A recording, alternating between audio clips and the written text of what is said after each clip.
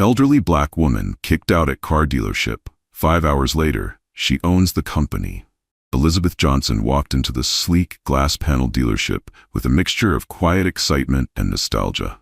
This wasn't just another errand or an impulse visit. To Elizabeth, stepping into that high-end dealership was the culmination of decades of hard work, sacrifice, and perseverance. But just minutes later, humiliation washed over her as she was rudely kicked out by the staff. Before we start the story, tell us where you are watching from in the comments. And if you love these kind of stories, click the subscribe button now.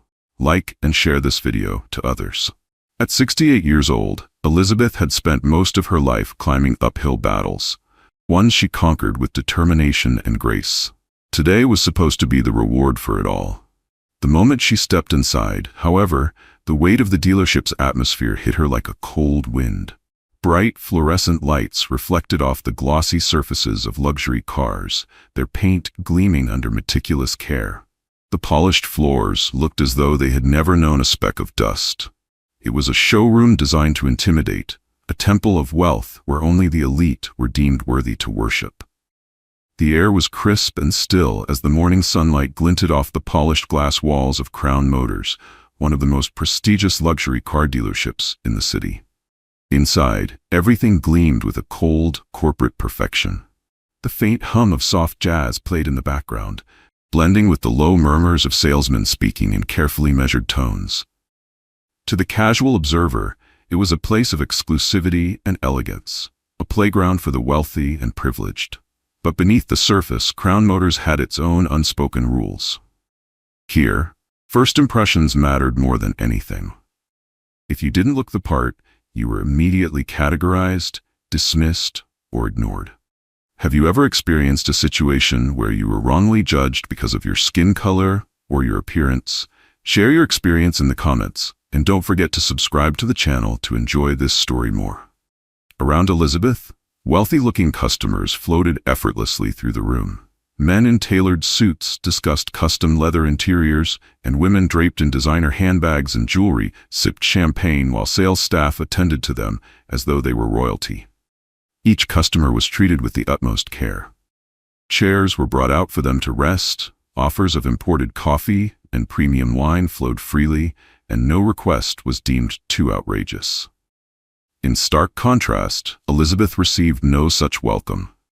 The staff at Crown Motors didn't truly look at her. As Elizabeth Johnson stepped through the sleek revolving doors, the faint chatter of the sales staff momentarily paused. Her presence didn't match what they were expecting. She wasn't what they were used to. Her simple yet elegant outfit, a beige blazer over a neatly pressed blouse and black trousers, didn't scream money. Her worn leather bag, which carried her important documents, had seen better days. And unlike the affluent customers being doted on, Elizabeth stood alone, clutching her bag, scanning the cars with a calm, discerning gaze. Her face held a subtle but hopeful smile, though none of the staff seemed to notice or care. She had stepped out of a modest car parked at the far edge of the lot, carrying herself with a confidence that didn't require validation taking in the cars on display. Her eyes landed on a sleek silver luxury sedan, and for a moment, she imagined herself driving it. One person did notice her, though. Martha, a young and nervous junior employee standing near the reception desk, watched Elizabeth closely. Martha had only been working at the dealership for a few months and had already learned how things operated. Tom, the sales manager, ran the place like his personal kingdom. Customers who looked the part, wealthy, confident, and more often than not white, were treated like royalty. Anyone who didn't fit that mold, ignored. Martha hesitated, glancing at Elizabeth, who had begun admiring a sleek silver luxury sedan near the center of the showroom. There was something warm and genuine about the older woman that immediately drew Martha in. But as much as she wanted to approach her, Martha knew better. She had seen what happened to employees who went against Tom's standards. And just as Martha feared, Tom was already heading toward Elizabeth, his sharp gaze locked on her, like a predator sizing up its prey. Tom was young, arrogant, and dressed to impress. His navy blue suit was tailored to perfection, and his slicked-back hair gleamed under the showroom lights. He thrived on power, his inflated ego feeding off the approval of wealthy customers and the fear of his staff. Tom, the sales manager, was the kind of man who thrived on belittling others to feel powerful. He gave Elizabeth a once-over, his smile thin and condescending. He stood across the showroom near the entrance. He leaned casually against a desk, scanning the room with a smug expression as if he owned the place. At his side stood Rick, the general manager, a middle-aged man with graying temples and a perpetual frown. Rick rarely smiled, and when he did, it was the kind of smile that didn't quite reach his eyes. Tom's gaze landed on Elizabeth as she entered.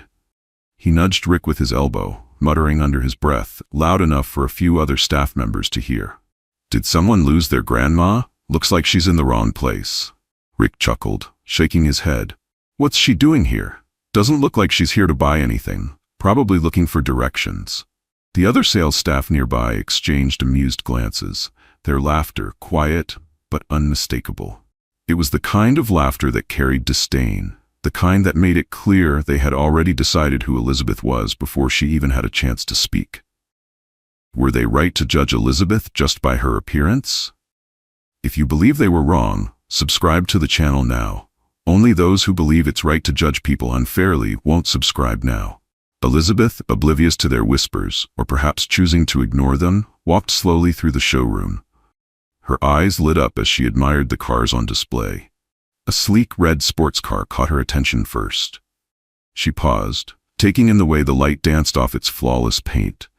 Her fingers lightly grazed the edge of a brochure stand nearby, but she didn't pick one up. She simply took her time, moving from car to car, studying each one with genuine appreciation. To Elizabeth, this wasn't just a visit to a dealership. It was a moment that carried decades of personal significance. From a young age, Elizabeth had loved cars. Growing up in a modest neighborhood with little to her name, her father had been a mechanic, and his tiny garage had been her playground. She could still remember the smell of motor oil and the sound of her father humming as he worked under the hood of a beat-up sedan. She had spent hours sitting on a wooden stool, watching her father's hands bring life back to engines others had long given up on. It was in that tiny garage that she first fell in love with the artistry of cars, the power they held, the freedom they symbolized. He would tell her stories about the sleek luxury cars he'd seen in magazines, always dreaming of owning one someday. But back then, owning a luxury car had been nothing more than a dream. Her family didn't have much, and every dollar her father earned went toward keeping food on the table. Yet, even as a little girl, Elizabeth had promised herself that one day she would sit behind the wheel of a car that felt like it was built just for her. Elizabeth had inherited that dream, and over the years, she had built her life with that dream quietly tucked away in her heart. She had worked tirelessly, sacrificing sleep, enduring failures, and building a tech empire from the ground up. And today, after years of relentless hard work, she had finally decided to treat herself. But the staff at Crown Motors couldn't see the layers of Elizabeth's story. They only saw what was on the surface, and to them, that surface wasn't worth their time. Tom crossed the room toward her, a smirk tugging at the corner of his mouth. He approached with the kind of confidence that bordered on cockiness, his polished shoes clicking against the marble floor. "Excuse me, ma'am," Tom said as he approached Elizabeth, his tone polite but tinged with condescension. His eyes quickly scanned her outfit and bag, his judgment already made. "Are you lost? Can I help you with something?" Elizabeth turned to him, her warm smile unwavering. "Yes, I'd like to learn more about the new S-Class. I've heard wonderful things about its performance and safety features," she said, gesturing toward the silver sedan. Her voice was calm, self-assured. Tom raised an eyebrow, glancing briefly at the worn leather bag on her shoulder. "The S-Class?" he repeated, his tone shifting slightly. "Well, that's quite the car. Are you sure you wouldn't prefer to check out something a bit more?" He paused, searching for the right word. "Practical?" Elizabeth's smile faltered for the briefest moment, but she quickly recovered. "No, I'm quite sure. I've done my research, and this is the model I'm most interested in." Tom tilted his head, his smile growing wider but colder. "Oh, I see," he said, as though humoring her. "This is one of our premium models. It's quite exclusive. Are you sure this is the car you're interested in?" Elizabeth nodded. I'm sure, she replied simply. Tom forced a laugh, glancing over his shoulder at Rick, who was watching from a distance with a bemused expression. All right, if you insist, Tom said. But I should warn you, it's not exactly budget-friendly. Elizabeth's gaze hardened slightly, though her voice remained calm. I'd still like to see it, if you don't mind. Tom didn't move. Instead, he folded his arms, his smirk widening. Do you happen to have a budget in mind, ma'am? It's just that cars like these can run upwards of 6 figures. I wouldn't want to waste your time. Tom's eyes narrowed slightly, and he let out a soft chuckle. Well, it's good to have high aspirations, he said, folding his arms. But I think you'd find what you're looking for at our sister dealership down the road. They specialize in more affordable options. If you were in Elizabeth's shoes, what would you have done? Would you leave the car dealership shop immediately, or wait to fight the prejudice? Let us know in the comments and click the subscribe button now if you support Elizabeth in this story. Elizabeth's smile faltered ever so slightly, but she held her composure.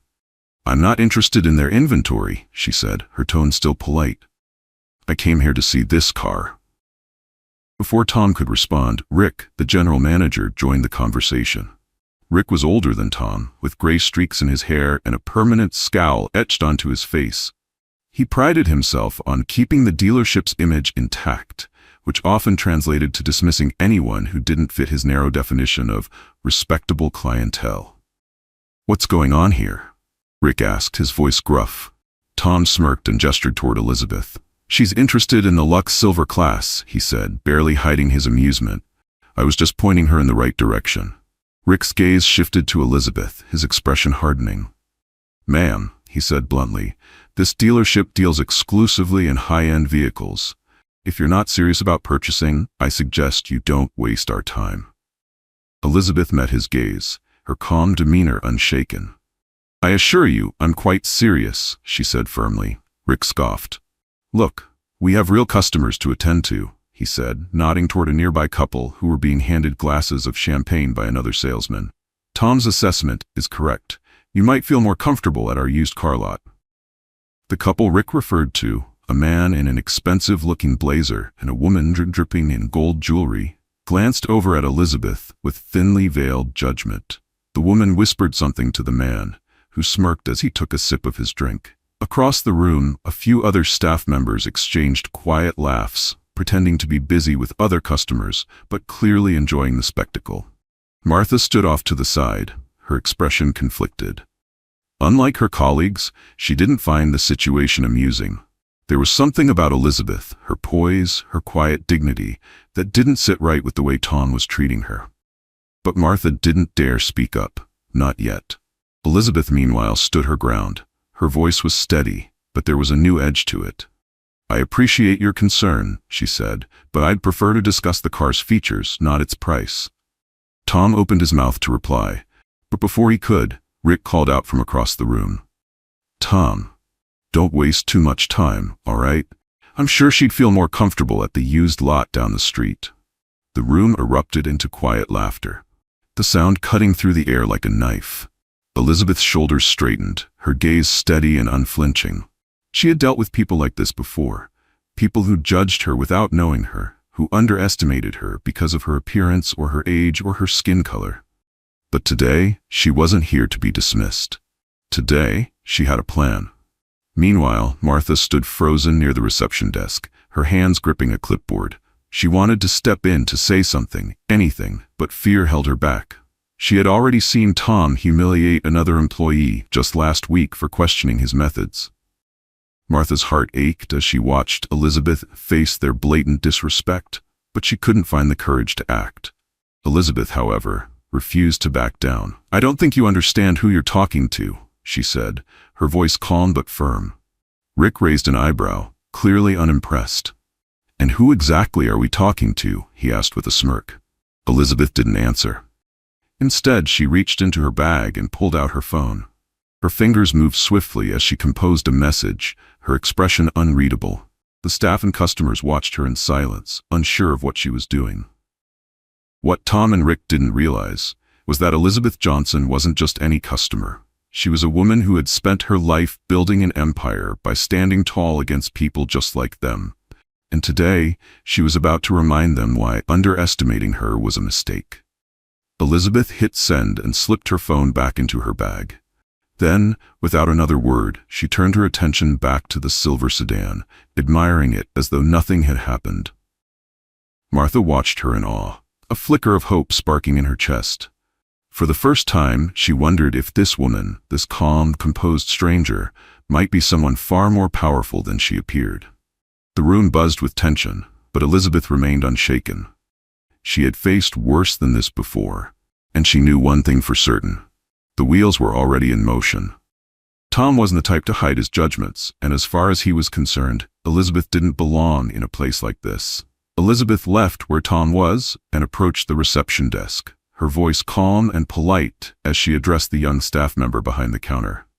"Excuse me," she said, "do you have a brochure for the models in this section? I'd like to take a closer look." Before the receptionist could answer, Tom interjected, his tone dripping with condescension. "We don't hand out brochures for cars that aren't realistic options," he said, his smirk widening. "Let's not waste each other's time, ma'am."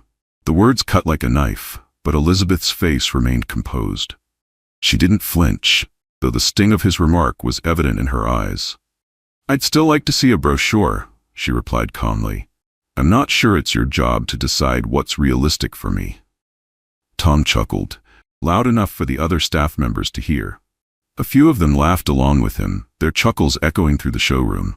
Rick nodded approvingly at Tom, his arms crossed as he leaned back against a wall, watching the scene unfold with a smug look. Imagine being mocked for wanting to buy something you can actually afford to buy. How would you react? Hit the subscribe button to stand against injustice. Elizabeth's warm smile faded slightly, but her voice remained steady. "Perhaps I should speak to someone else," she said. "Someone who knows how to treat potential customers with respect." Tom rolled his eyes and leaned in slightly, his tone mocking. "You'll be waiting a long time for that," he said with a smirk. The staff around him laughed again, emboldened by his arrogance. The other customers in the showroom, dressed in designer clothes and dripping with wealth, glanced over at the scene. Some whispered to each other, their expressions a mix of judgment and curiosity. One woman, clutching a leather designer bag, shook her head slightly and murmured something to her companion. The man beside her chuckled, sipping champagne as though Elizabeth's treatment was a form of entertainment. Elizabeth's composure didn't waver, though her fingers tightened slightly around the strap of her leather bag. She stood tall, her voice calm but firm. "I think I'll wait," she said simply, her gaze steady as she looked directly at Tom. "And we'll see how professional this dealership really is." Tom raised an eyebrow and turned to Rick. "She's still here," he said with exaggerated exasperation. "Rick, do you want to handle this, or should I call security?" Rick shrugged, his smirk never leaving his face. "You're doing fine," he said casually. "But yeah, go ahead and call security. We don't need her disrupting the experience for our real customers." Tom wasted no time.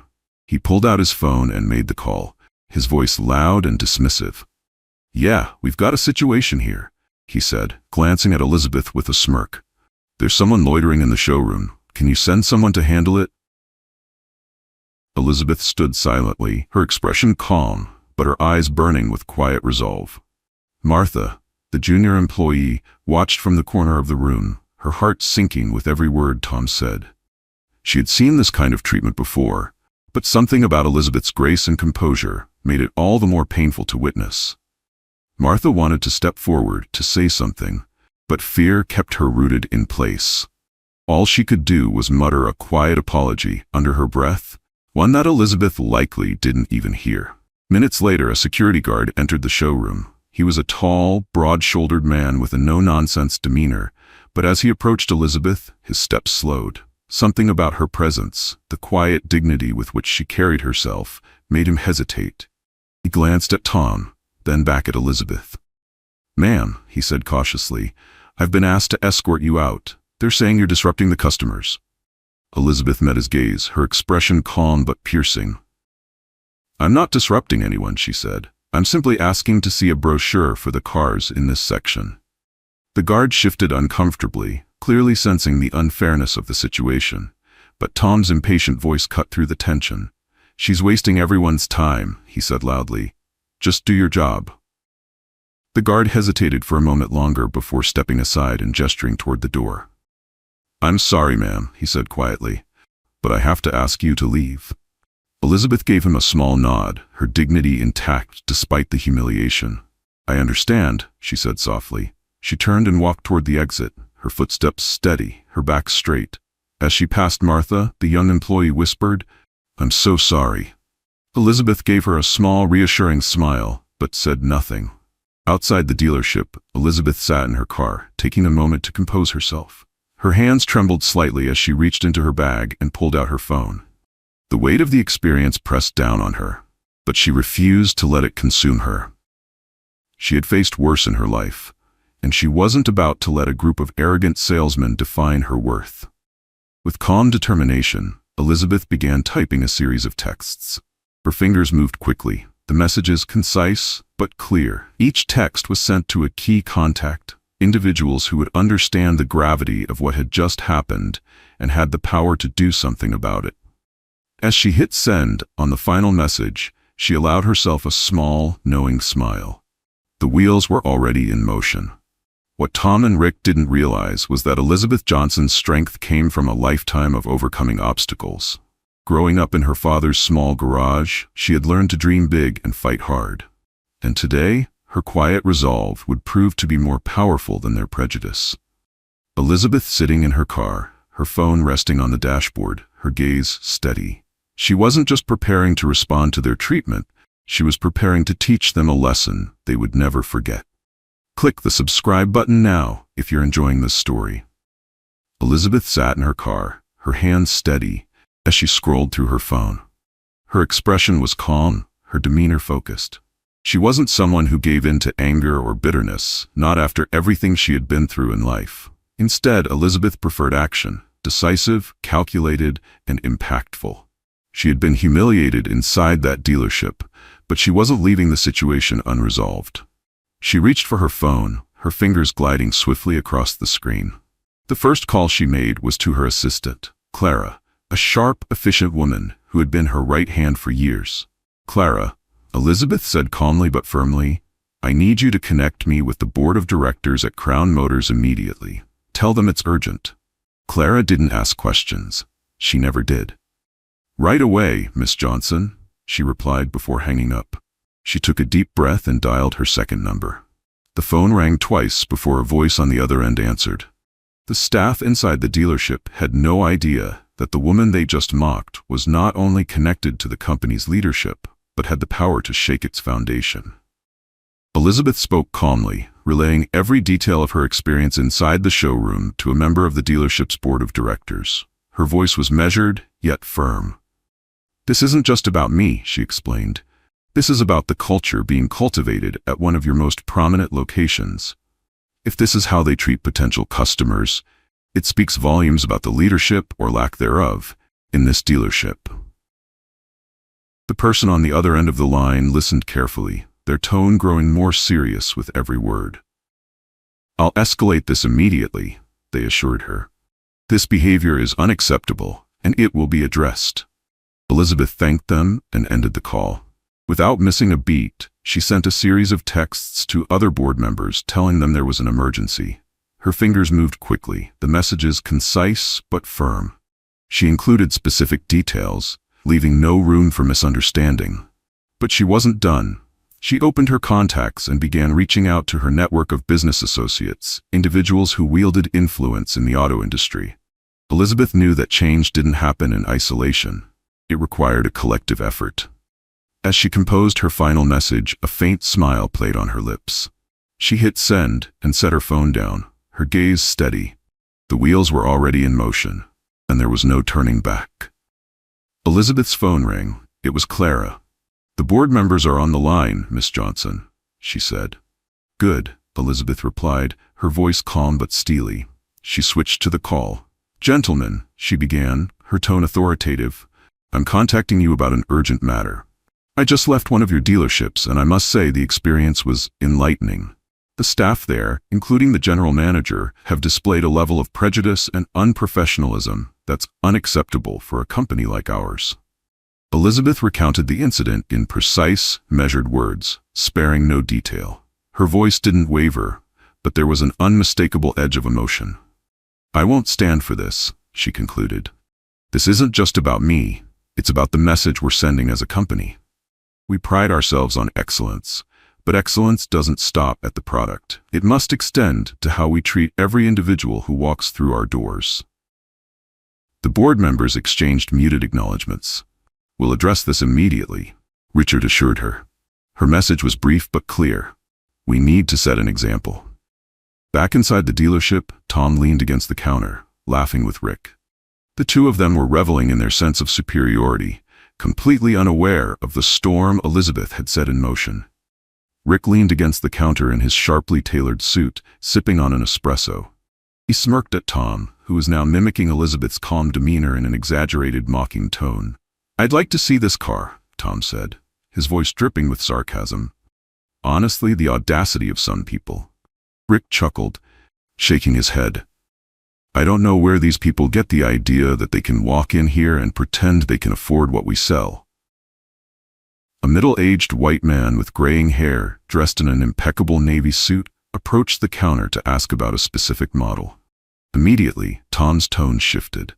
"Of course, sir," he said with an overly polished smile. "Let me get the details for you. Champagne while you wait?" The man nodded appreciatively, and Tom motioned for Martha to bring a glass. Martha, the dealership's newest hire. Her brown hair was tied back neatly, and her uniform was impeccably pressed, but her timid demeanor contrasted sharply with the bold arrogance of her colleagues. Watching the earlier exchange between Elizabeth and Tom, her stomach twisting with unease, Martha stood by a desk, fiddling nervously with a stack of brochures. She couldn't erase the image of Elizabeth's composed yet pained expression as she was humiliated. Martha knew it was wrong, every part of it, but speaking up felt impossible in an environment where Rick and Tom's dominance suffocated any sense of fairness. "Can you believe her?" Tom scoffed, turning to Martha. "Walking in here like she could actually afford one of these cars. The nerve of some people." Rick chuckled, shaking his head. "These people walk in thinking they belong here. It's ridiculous. Honestly, it's our job to weed them out. We're doing the company a favor." The two men laughed again, their voices carrying across the showroom. The other staff members either joined in or avoided eye contact, unwilling to challenge their authority. But Martha, standing by the reception desk, couldn't stay silent any longer. She had watched the entire encounter with Elizabeth unfold, and it didn't sit right with her. Elizabeth had been nothing but polite, and yet she was treated with such blatant disrespect. "Don't you think you're taking this too far?" Martha finally said, her voice quiet but firm. She was polite and didn't deserve that treatment. Tom laughed, an exaggerated, mocking sound that echoed across the showroom. "Oh, come on, Martha. Don't be naive. People like her come in here all the time, wasting our time and energy. You'll learn soon enough." Martha swallowed hard but stood her ground. That woman wasn't rude. She just wanted to look at a car. She didn't deserve to be treated like that. The room fell silent for a moment as Tom turned to face her, his smirk replaced by a sneer. "If you like her so much," he said mockingly, "maybe you should join her outside." Rick laughed, clapping Tom on the back. "Careful, Martha," he said with a smirk. "We wouldn't want you to lose your job over something so trivial." Martha's face flushed, but she stood her ground. "It's not trivial," she said softly. "Treating people with respect shouldn't be optional." Tom rolled his eyes and waved her off. "Why don't you focus on doing your job instead of worrying about things that don't concern you?" he snapped. Martha bit her lip and looked away, but the seed of defiance had been planted. Was Martha right for standing up against their prejudice? Subscribe to the channel now if you support Martha's actions. As the tension simmered in the showroom, Rick's phone buzzed. He pulled it out, glancing at the screen. His casual demeanor shifted immediately. The caller ID wasn't a number he could ignore. It was from the dealership's headquarters. It was the corporate office. His confident smirk faded as he stepped into the back office to take the call. Tom watched him leave, leaning casually against the counter. "What's up with him?" Tom asked Martha, who was busy organizing brochures. "I don't know," she said, keeping her eyes down, though her heart raced. She had seen the subtle shift in Rick's expression before he walked away. Something was happening. Rick returned a few minutes later, his face pale and beads of sweat forming on his brow. He avoided eye contact with Tom and muttered, "I need to make another call." Tom frowned. "What's going on?" "Just stay out here," Rick snapped, his usual composure slipping. He disappeared into the office again, shutting the door behind him. Martha watched from the corner of the showroom, sensing that the tide was beginning to shift. He made the call, his voice no longer carrying an air of confidence. "Rick speaking," he said. The voice on the other end was firm, cutting through his arrogance like a knife. "We've received a complaint from one of our major shareholders regarding the treatment they received at your dealership. Care to explain?" Rick's face turned pale. He stammered, his usual smooth talk failing him. I'm not sure what you mean," he said weakly. "There must be some misunderstanding." "There's no misunderstanding," the voice on the other end replied sharply. "We've been informed that a major shareholder was mocked and kicked out of your dealership. This behavior is unacceptable, and we demand an immediate explanation." Rick's mouth opened and closed, but no words came out. The line went dead, leaving him standing there in stunned silence. He turned to Tom, his expression a mix of panic and disbelief. "We've got a problem," he said, his voice low. Tom raised an eyebrow, still oblivious to the gravity of the situation. "What kind of problem?" he asked casually. Rick leaned in, lowering his voice further. "That woman, she's not just anybody. The board just called me, and they're demanding answers." Tom's smirk faltered, but only for a moment. He brushed it off with a wave of his hand. "Relax," he said. "They're just trying to scare us. What can she really do?" Rick didn't respond. For the first time he realized that they had underestimated Elizabeth, gravely underestimated her. Inside, Rick emerged from the office, his face a shade lighter. He whispered something to Tom, whose confident smirk slowly melted into confusion and then panic. Then he told Tom fearfully, "That woman we kicked out is connected to the board." "Wait, what do you mean she's connected to the board?" Tom asked, his voice rising. "She's a major shareholder, you idiot," Rick hissed. "And the board's involved now." Elizabeth sat in her car, watching the dealership's front doors. Her phone buzzed with another message. "We've escalated the matter. They're on notice." A faint smile crossed her lips, not of satisfaction, but of resolve. She wasn't done yet. This was only the beginning. The tension in the dealership was palpable. Customers began to notice the nervous energy radiating from the staff, and even the ever-composed Tom started fidgeting. Martha watched silently from her corner, her unease mixing with a faint glimmer of hope. Something big was happening, and she could sense that the arrogant hierarchy that ruled the dealership might finally face its reckoning. Meanwhile, outside in her car, Elizabeth received another notification on her phone. It was a response from one of the board members, confirming that immediate action would be taken. She read the message carefully, her expression calm but resolute. What Tom and Rick didn't realize was that their mockery and arrogance were about to cost them dearly. Elizabeth wasn't just another customer.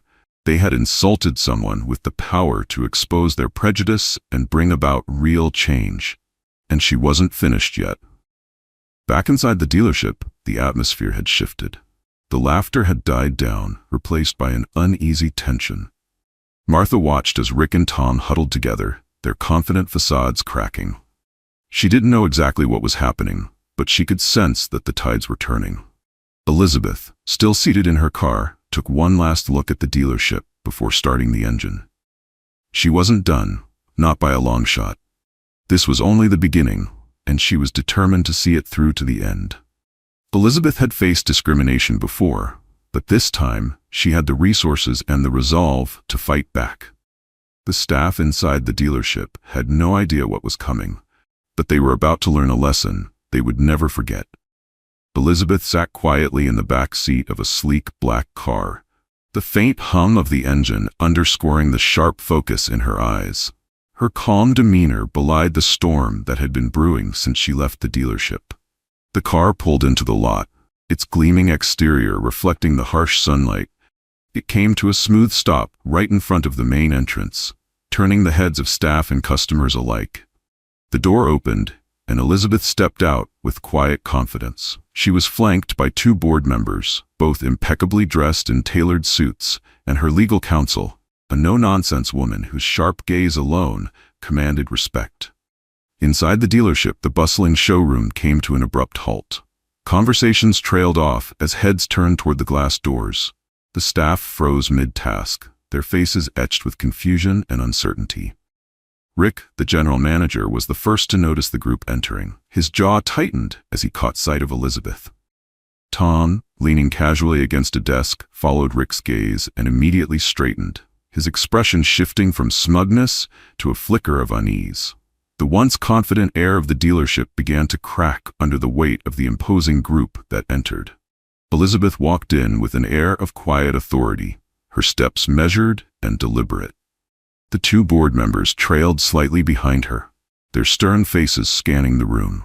The energy shifted palpably. Even the customers felt the tension, exchanging curious glances and whispering among themselves. Rick adjusted his tie and rushed toward Elizabeth, a strained smile plastered on his face. "Oh, Mrs. Johnson," he exclaimed, his voice suddenly dripping with an unnatural sweetness. "It's so good to see you again. Please, allow me to personally assist you with anything you need." Tom followed suit, suddenly abandoning the mocking arrogance he had displayed just hours earlier. "Mrs. Johnson, welcome back. I hope you'll forgive any earlier miscommunication. Let us ensure your visit this time is absolutely perfect." Elizabeth's calm, piercing gaze scanned the room. She said nothing at first, simply letting the silence stretch long enough to make Rick and Tom squirm. Their earlier laughter and condescension echoed in her memory, but she didn't let her emotions show. Instead, she gave the faintest smile, one that didn't quite reach her eyes. Rick, desperate to cover his earlier behavior, gestured enthusiastically toward the cars.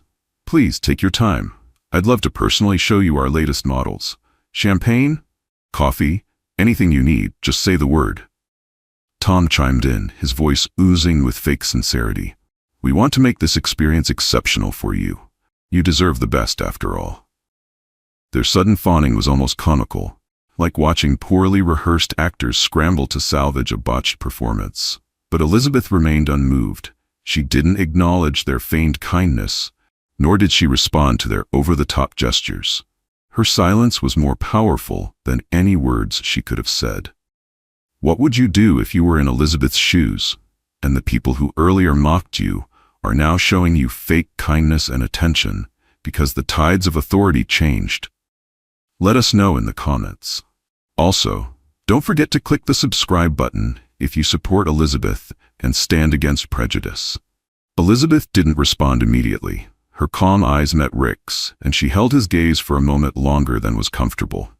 Then, one of the board members stepped in, his voice sharp and authoritative.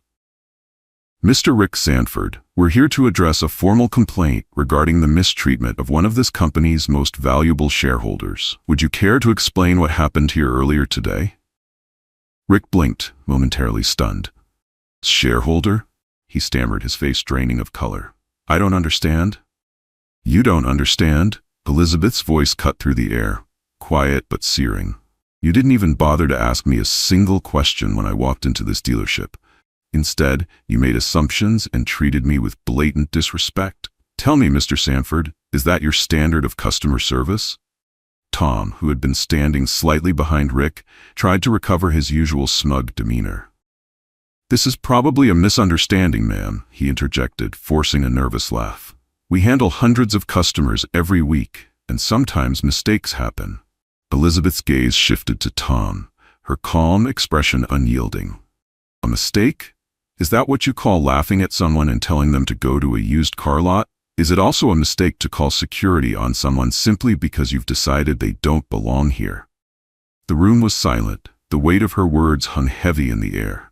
Rick attempted to salvage the situation.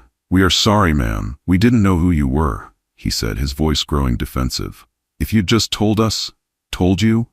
Elizabeth interrupted, her tone still calm, but now laced with an edge that silenced him instantly.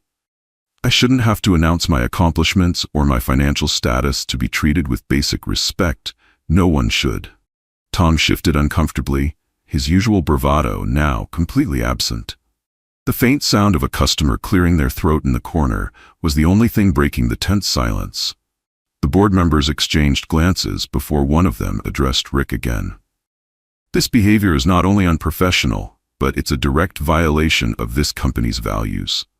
We pride ourselves on inclusivity and respect, and what we've heard today is deeply troubling. Rick's mouth opened and closed, but no words came out. Tom, for once, stayed silent, his face pale.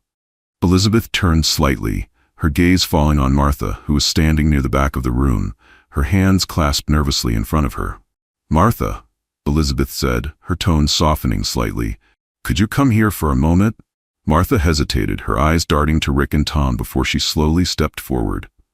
She looked both nervous and confused, but there was also a flicker of hope in her eyes.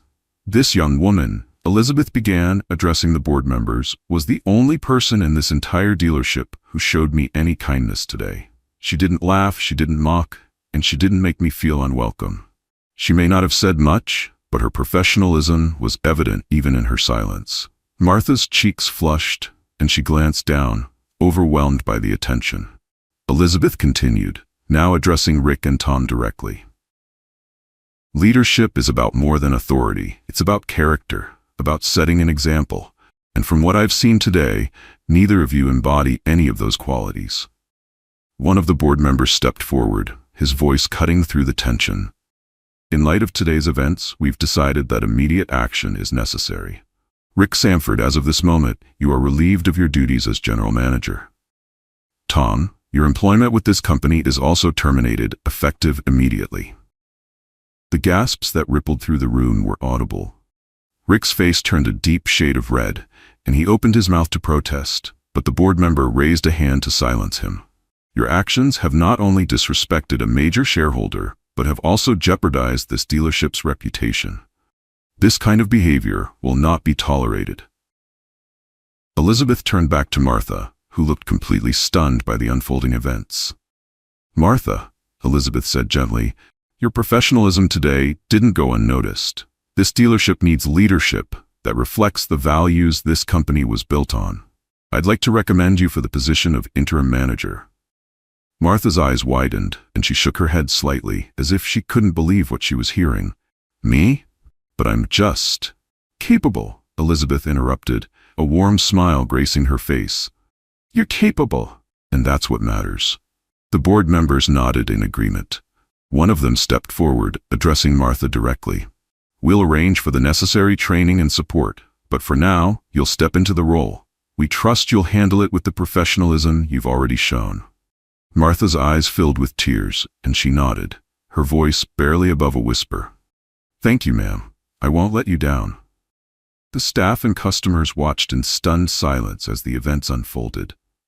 Rick and Tom stood frozen, their arrogance shattered. Elizabeth turned one last time to face them. "Respect isn't just for the people you deem worthy, it's for everyone. And today, you've learned the cost of forgetting that." With that, she walked out of the dealership, her head held high, her quiet strength leaving an indelible mark on everyone in the room. Tom stood frozen in the middle of the dealership, his mind reeling. The smug confidence he had carried all day had vanished entirely, replaced by the cold, hard realization that his actions had cost him everything. The words of the board member echoed in his head like a relentless drumbeat. "Your employment with this company is terminated, effective immediately." He glanced toward Rick, searching for any sign of support or solidarity, but found none. Rick stood a few steps away, his face pale and his shoulders slumped. He had been suspended pending a full investigation, and while his dismissal hadn't been finalized yet, he could already feel the weight of its inevitability. Click the subscribe button if you believe they both deserved the consequences of their actions. The other staff members kept their distance, their expressions ranging from shocked to quietly satisfied. Some of them had always resented Tom's arrogance and Rick's blind reinforcement of his behavior. Now, they watched the fallout unfold with a mix of awe and vindication, understanding that the system that had once enabled such behavior was being dismantled before their eyes. Elizabeth remained calm and composed, her gaze sharp and unwavering as she stood at the center of the dealership. The air was thick with tension, but she carried herself with the same quiet strength that had defined her throughout the ordeal. She didn't gloat, didn't celebrate. This wasn't a victory for her.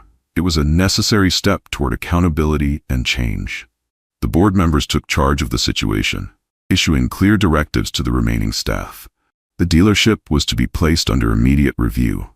Policies would be rewritten, training programs would be implemented, and Elizabeth herself would play a key role in reshaping the dealership's operations. Her influence wasn't just a suggestion, it was a mandate from the highest levels of the company. Outside, the once bustling showroom grew quieter. Wealthy customers who had earlier been served champagne and given special attention now whispered among themselves, realizing they had witnessed something far more profound than a routine sales transaction. The woman they had subtly judged and dismissed had emerged as a force of reckoning, reshaping the environment they had taken for granted. Elizabeth's gaze softened as she turned toward Martha, who was still processing her unexpected promotion to interim manager. "Martha," Elizabeth said gently, her voice carrying an unmistakable warmth, "this is just the beginning. The way you treated me today showed character and courage. Use that same kindness to lead this team, to create an environment where everyone feels respected, regardless of who they are." Martha nodded, her eyes glistening with emotion. "Thank you, Mrs. Johnson. I promise I'll do everything I can to make this a place you'd be proud of." Elizabeth gave her a small but genuine smile. "I'm already proud. Now it's your turn to prove that leadership doesn't come from power, it comes from purpose." The board members, satisfied with the immediate actions taken, stepped outside with Elizabeth to continue discussing plans for long-term changes. As they spoke, the tension that had filled the dealership began to dissipate, and that replaced by a sense of possibility. Elizabeth took a deep breath, the crisp air filling her lungs as she reflected on the day's events. Her mind drifted back to the small garage where her love for cars had first been sparked, where her father had taught her the value of resilience and the importance of standing up for what was right. "This isn't just about me," she thought. "It's about everyone who's ever been underestimated, dismissed, or disrespected. It's about making sure no one else has to go through what I did today." With the conversation with the board wrapping up, Elizabeth turned toward her dream car, a gleaming luxury sedan that had caught her eye the moment she walked into the dealership. The car now felt less like a prize and more like a symbol, a testament to her journey, her triumph, and her refusal to be defined by anyone else's prejudice. She opened the driver's door and slid into the seat, her hands gripping the smooth leather steering wheel. The engine purred to life, its sound both powerful and comforting. As she adjusted the rearview mirror, her reflection stared back at her, calm, strong, and resolute. Elizabeth didn't just win today. She stood against discrimination with grace and strength. She transformed a moment of humiliation into a catalyst for change, setting an example that would echo far beyond the walls of that dealership. She proved that respect is a right, not a privilege, and that the true power lies in refusing to accept anything less.